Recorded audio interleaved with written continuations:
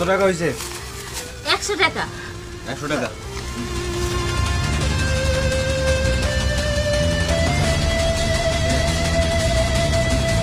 চল না।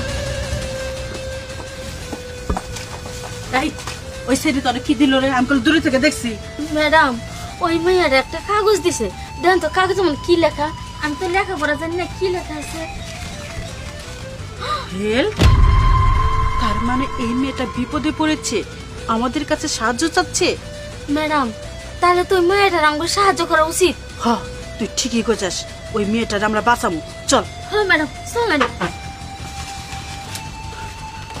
চলেন।